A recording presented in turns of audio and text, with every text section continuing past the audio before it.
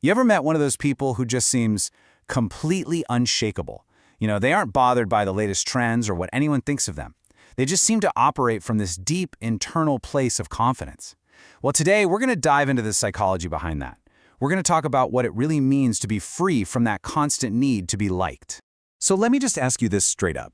How much of your energy, every single day, really goes into worrying about what other people think?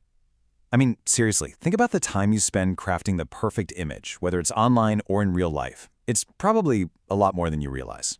And let's just be real for a second. The world we live in today feels like a nonstop performance, right?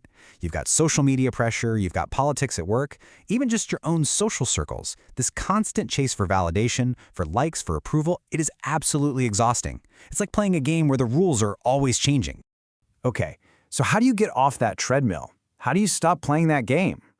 Well, the answer really lies in building what psychologists call a stable sense of identity. Now, this isn't about being arrogant or acting like you're above it all. Nope. It's the psychological key that gives you immunity to that constant need for everybody else's approval. So what is a stable sense of identity? Think of it like an internal compass.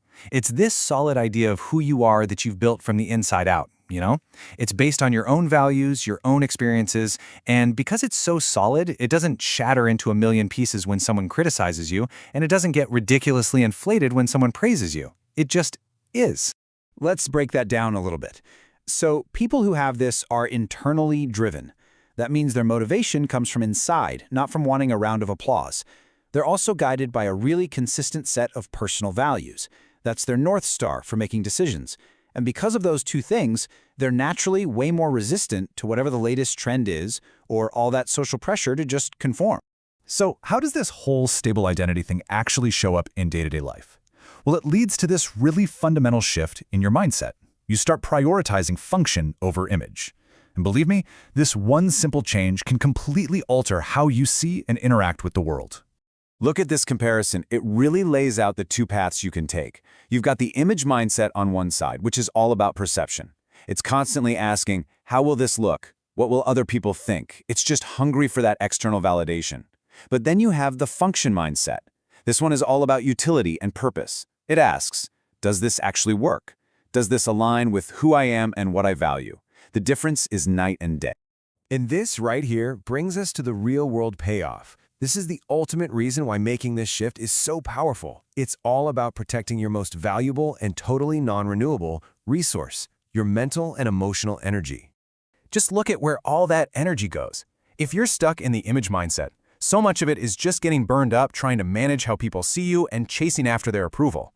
But when you switch to the function mindset, all of that energy gets reclaimed. It's yours again. And you can invest it into things that actually matter to you. Your goals, your projects, your own personal growth. So when you boil it all down, it really comes back to this one core idea. A strong sense of who you are is what sets you free. It's the key that lets you stop performing for everyone else and actually start living, simply by valuing what things do more than how they look. And that brings us to one last question for you to think about. Just imagine for a minute that all the energy you currently spend seeking validation was suddenly back in your hands, every last drop of it. What would you do with it? What would you create or learn or build with a mind that was truly your own?